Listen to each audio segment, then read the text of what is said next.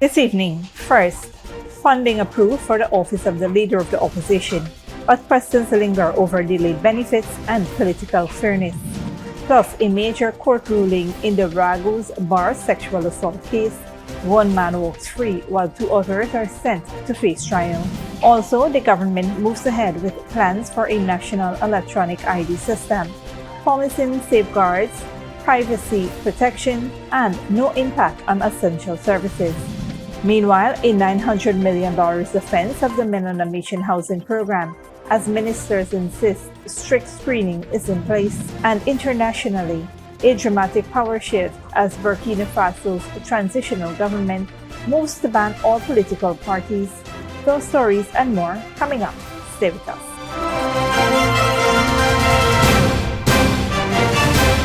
Welcome to this broadcast of Channel 2's Headline News Update for February 10th, 2026. I'm Bibi Bacchus. Thank you for joining us. First up, the Office of the Leader of the Opposition has been allocated $34.6 million in the 2026 national budget. Minister of Parliamentary Affairs and Governance Gil Teixeira confirmed on Monday during the consideration of estimates in the National Assembly. Responding to a question from Opposition Chief Whip and WIN Member of Parliament Tabitha Sarbu Haley, Minister Teixeira said $34,670,000 has been budgeted for the office's current expenditure. The allocation follows a proposal submitted by the Parliament Office, despite earlier delays this year surrounding the election of the opposition leader. Clerk of the National Assembly, Sherlock Isaacs, previously explained that the budget proposal covers salaries, office maintenance, and rental costs, and is generally based on the previous year's allocation with a modest increase. In 2025, the Office of the Leader of the Opposition received $32.5 million. The allocation comes amid concerns raised by opposition leader Azruddin Mohammed, who recently complained that he has not been provided with official security or a government vehicle weeks after assuming office.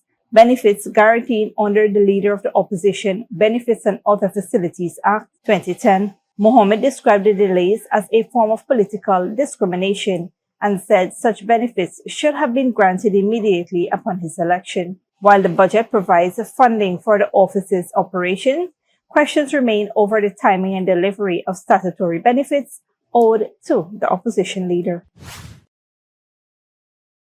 In other news, in a case that captured national attention last year, one man has been cleared of inciting the shocking sexual assault at Raghoo's bar, while two others remain in custody, set to face trial for the widely condemned attack. 32-year-old Ryan Rajnarain, one of the men charged in connection with the widely publicized sexual assault incident at Raghoo's bar at Suicide Junction, has been freed. Two others have been committed to stand trial. Rajnarain was discharged on Tuesday on the charge of inciting the sexual assault of a young woman after Magistrate Tamika Clark upheld no case submission at the Friendship Magistrates Court. However, co-accused Leon De Freitas, a 36-year-old DJ of Kuru Kururu, Suicide Linden Highway, and Barry Sullivan were committed to stand trial at the next sitting of the Demerara Assize. The charges stem from an incident on July 13, 2025, when a 20-year-old woman was allegedly drugged and publicly sexually assaulted at Raghoo's bar. The victim reported the matter to police on July 18th, stating that bystanders allegedly watched and recorded the assault without intervening. The incident was captured on video and circulated on social media, triggering nationwide outrage and prompting authorities to shut down the establishment. Investigations into the matter had also led to an official probe by authorities following public condemnation of the incident. The case continues as De Freitas and Sullivan prepares to face trial. Moving on, in a move aimed at modernizing how citizens access government services, the administration is advancing a national electronic identification system. The government's proposed national electronic identification system is intended to modernize public services. It will operate independently of the Ghana Elections Commission identification card. This is according to Minister of Parliamentary Affairs and Governance, Gil Teixeira. Speaking during the consideration of the 2026 budget estimates, Minister Teixeira clarified that there will be no overlap or duplication between the national EID and GCOM-issued ID cards. No, there's no overlap. The National Electronic ID card, e-card, is one in which people's data will be on it. If in the future, it'll be like in other countries where you have all your data on it, your medical records, your licenses, your driver's license, everything else that could be swiped by different spheres of influence or excellence and be able to access that. So once you have that ID card, you can go to the public hospitals, and the hospitals develop the electronic systems. You just use your card and they'll see if you're diabetic, if you have heart problems, if you have any particular complications. So it is very different. The national ID card is basically been used as a basic tool, as an identification, and will continue along that way because it's going to take time to get everyone their national electronic cards and e-cards, and that also some people, people may not want to join it either. So we're not excluding the cards from GCOM, but the one on this new system that we're looking at is really to make it easier for the population that they just have a card that has everything on it. And so the work that's going on to make sure it's safe and that there are no firewalls to prevent it being hacked and all these things is an important issue.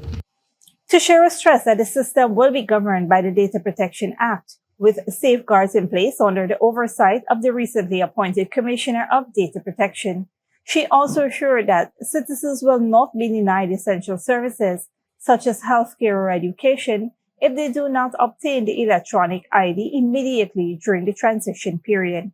While participation in the program will be optional at first, the minister noted that the EID is expected to become more convenient and widely used over time. You are going to go to hospitals or places to get your licenses or to get treatment. You will be asked eventually for your electronic card because they want to look and see if your data, your health data is on it, or if your driver's license is on it, if you paid your income tax or whatever. So it at this point it's voluntary. People can go and get it. But at some point, even if people have chosen not to do it, it will become very cumbersome to not have it.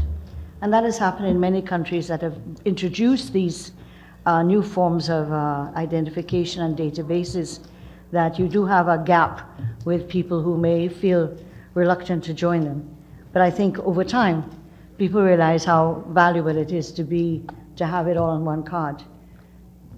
So if the police stops you, they can also at some point swipe you and they'll see that your license is in order or whatever, or how many traffic violations. So a lot of stuff has to be added, and those databases have to be synchronized and developed with protection. The initiative, she said, is part of the government's broader push to modernize public administration and improve service delivery across Guyana. Stick around when we return. $900 million allocated in 2026 budget for Millennium Mission Housing Initiative, and Ghana ends a bilateral medical agreement with Cuba.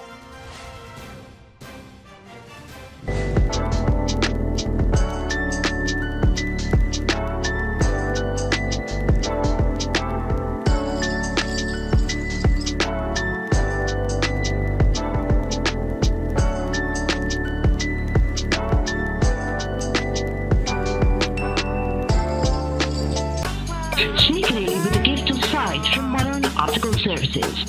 Let our professional team examine and prescribe what's best for your eyes. How small to make fashionable faces.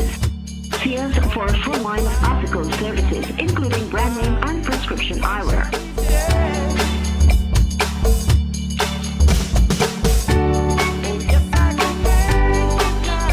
Modern Optical Services. 316 Middle Street, Georgetown. Telephone 226-1082. Good girl forget things.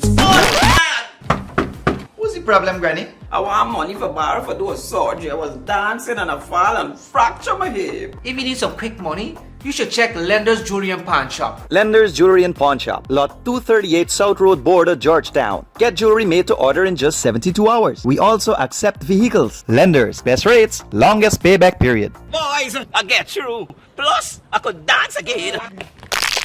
Lender's Jewelry and Pawn Shop. Welcome back. Minister of Parliamentary Affairs and Governance Gil Teixeira on Monday defended a $900 million allocation to the Menon mission, saying strict screening and verification measures are in place to ensure that only eligible beneficiaries receive assistance under the Menon mission housing initiative.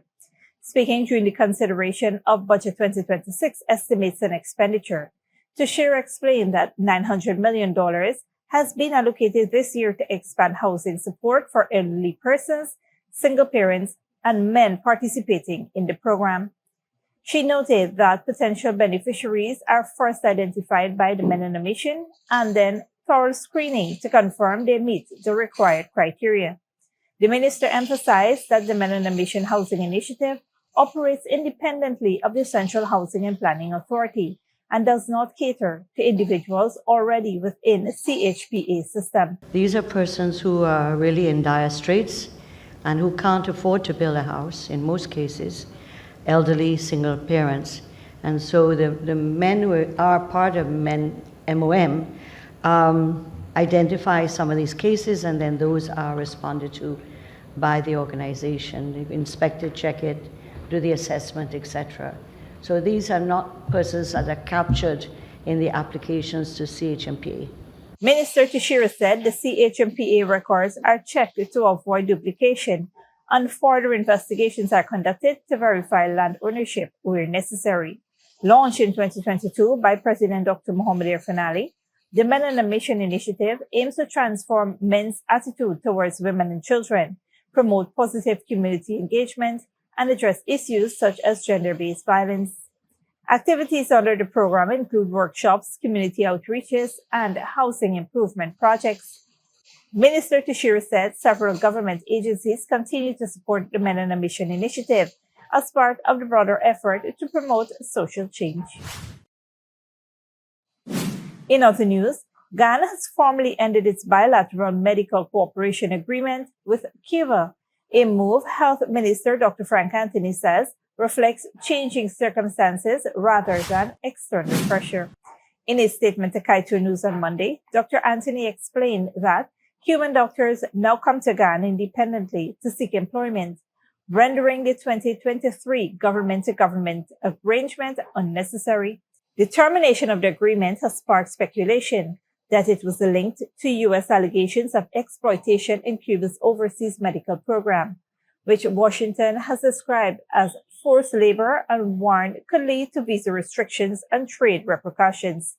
Dr. Anthony denied that U.S. pressure influenced the decision, stressing that Cuban medical professionals in Ghana are employed under the same terms and conditions as local doctors, fully in compliance with national labor laws. The U.S. Embassy in Barbados recently reiterated its stance against participation in Cuban medical missions, urging Caribbean nations to pursue ethical recruitment methods and respect human rights. Dr. Anthony reaffirmed that Ghana has always adhered to labor laws and international standards.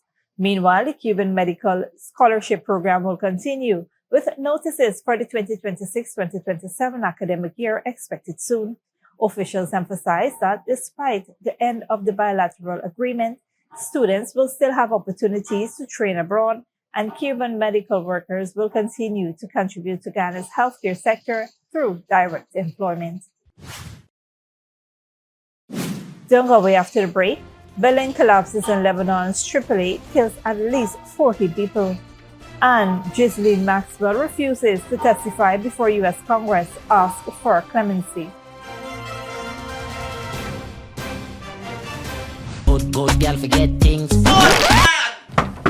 What's the problem, Granny? I want money for borrow for those surgery. I was dancing and I fall and fracture my hip. If you need some quick money, you should check Lender's Jewelry and Pawn Shop. Lender's Jewelry and Pawn Shop, Lot 238 South Road Border, Georgetown. Get jewelry made to order in just 72 hours. We also accept vehicles. Lender's, best rates, longest payback period. Boys, I get through. Plus, I could dance again.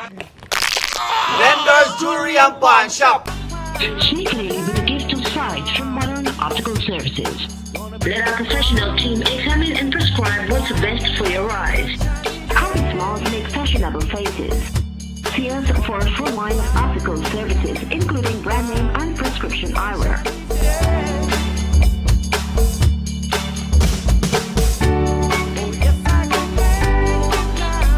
Modern Optical Services, 316 Mill Street, Georgetown. Telephone 226-1082. Welcome back. Now we take a look at what's happening in the region and around the world. Good evening, I'm Dominic Gittins. Tonight, the UN warns Cuba could face a humanitarian collapse as fuel shortages deepen under US pressure. Ghislaine Maxwell refused to testify without clemency. Buildings collapse in Lebanon, killing 14. And Burkina Faso moves to ban all political parties. We begin in Cuba.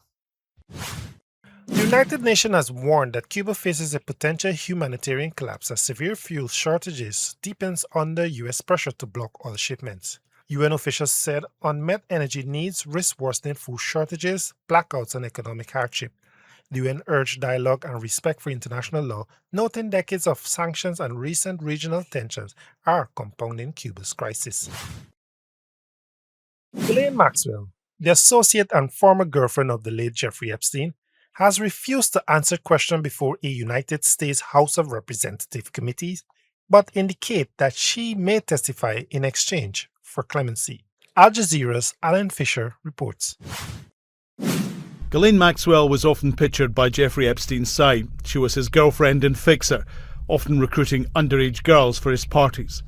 Called to give an account to the House Oversight Committee, she refused to answer questions unless she was given clemency, a pardon from President Trump.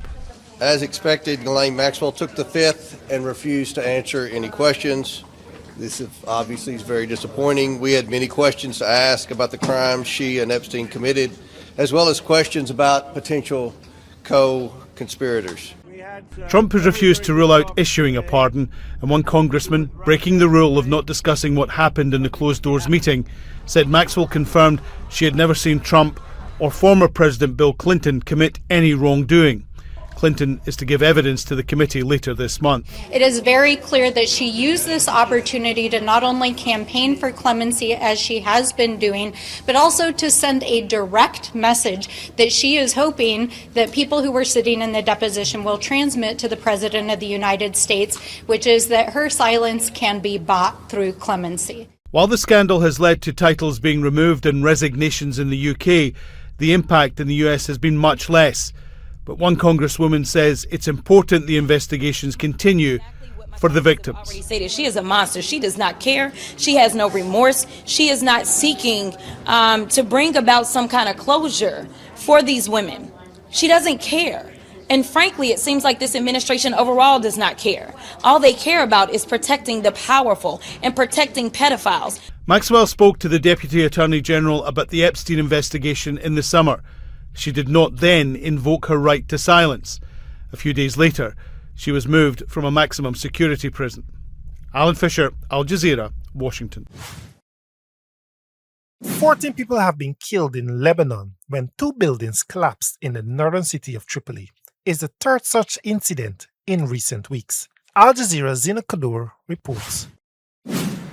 As day breaks, fragments of lives emerge from the rubble, telling the story of what was lost. Another 2 buildings have collapsed in Lebanon's northern city of Tripoli. The bodies of more than a dozen people, among them children, were recovered from what had been their homes.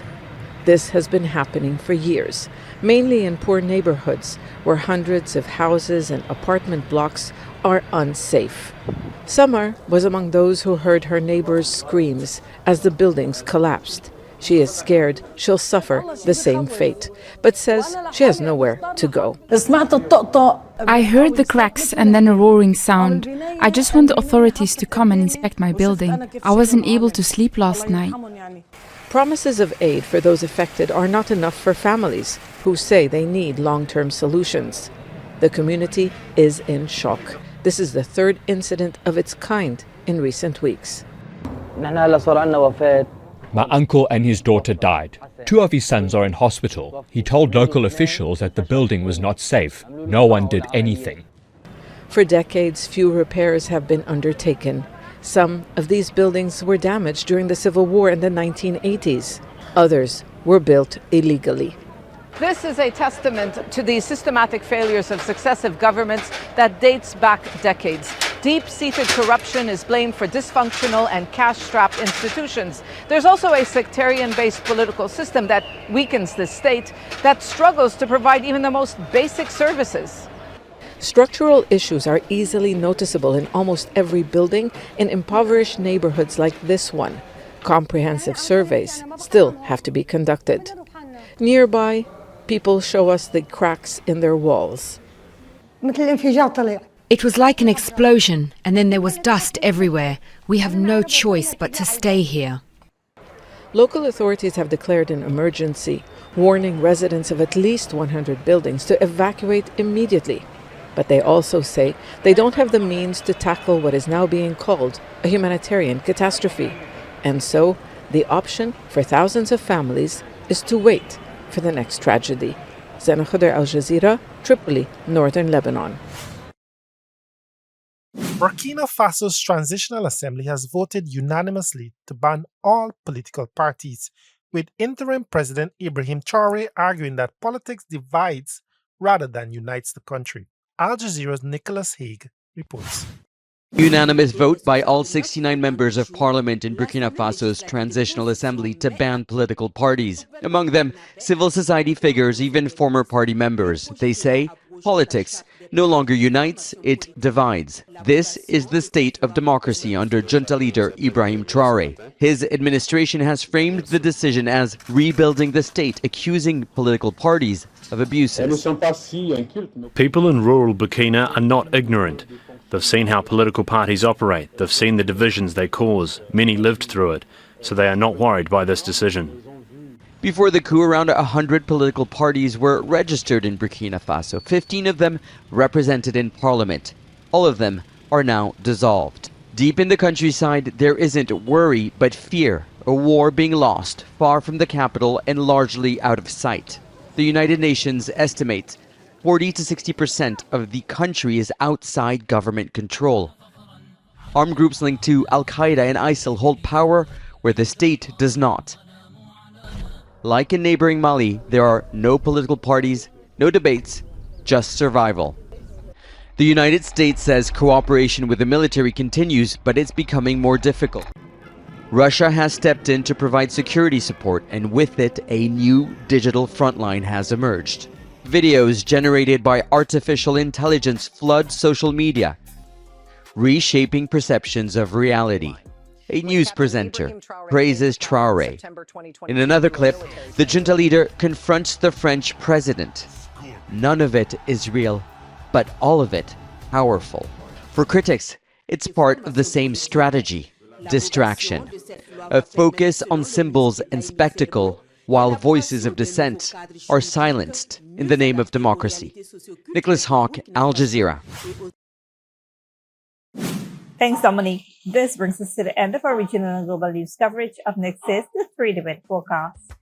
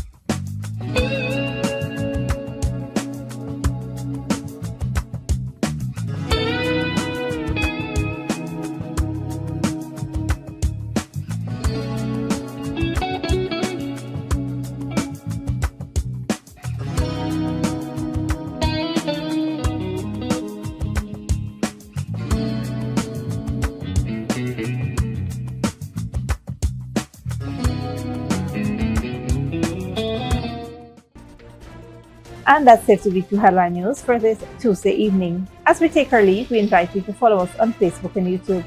You can tune in tomorrow at 6:30 a.m. for rebroadcast and at 7 p.m. for more news. Until then, please take care of yourselves and each other.